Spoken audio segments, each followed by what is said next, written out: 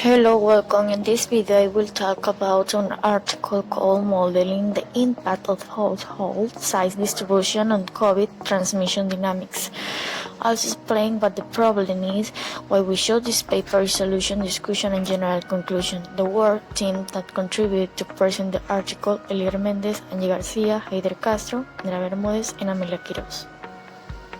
This article was received on January 13, 2021 and accepted on March 31st of last year by the Royal Society. Authors such as Ben Gilio, Lisa McQuire, Jackson Son, and Caroline Collin contributed to the composition and discussion of the manuscript. Caroline Collin and Ben Gilio designed the racial models and composite figure simulation called Penframen in Ben Gilio, Lisa McQuire designed and Penframen statistical and survival analysis.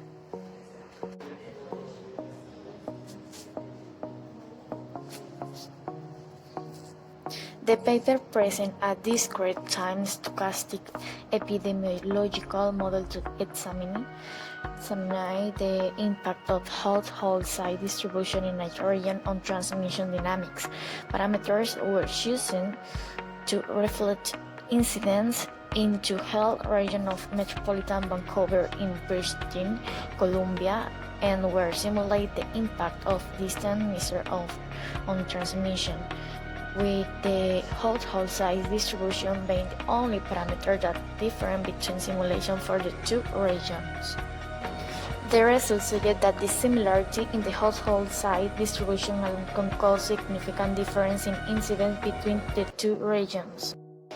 The overall secondary attack rate of COVID to people inside home has been shown to be higher than that of severe acute SARS and middle MERS, with higher contact rate within household home, stay-at-home policy, and street blockades investigating the connection between household characteristics and virus transmission dynamics could provide information for design intervention to prevent infection. To investigate the extent to which household size distribution and if age and HCV or may affect the spread of the virus at stratified marker chain household share, model-based and individual indiscrete chain was developed. Therefore, the model is informed by data on household size distribution in age and UVCH and incident data.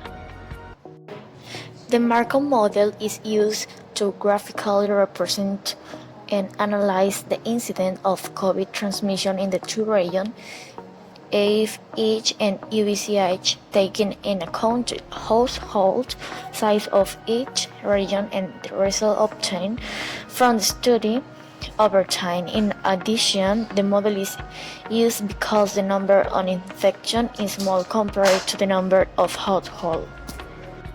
The Markov model is used to graphically represent and analyze the incidence of COVID transmission in the two regions, AFH and UVCH. This model was applied to analyze the impact of household size distribution on incidence of COVID in AFH and UVCH, and the simulation were set up with the same initial values and parameters described above, except for the household size distribution, which is analyzed to match the observed household size distribution in each health regions. The results suggest that a proportion of people isolating the same self in a separate location may result in a more rapid decline in cases. The same portion of people isolated themselves at home. Interestingly, with the same configuration, 55% of simulated persons isolating at home can cause cases to decline according to the household size distribution in UVCH, while the number of cases continue to increase at a moderate rate according to the household size distribution in FH. Panels indicate that home isolation presents a lower probability of remaining unaffected than separate isolation for persons in households of outside, including persons living alone. In addition, 55% of people insulating that at home in our city will reduce the growth of both community and household transmission, although it makes household transmission more prominent than community transmissions.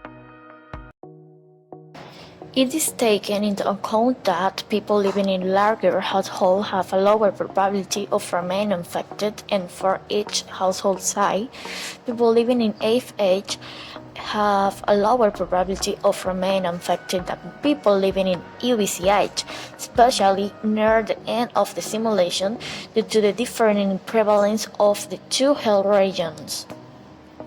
In conclusion, there are a number of sources of disparity inequality found to be related to COVID risk, including physical household size, and thus contact density, occupation, age, income, and other.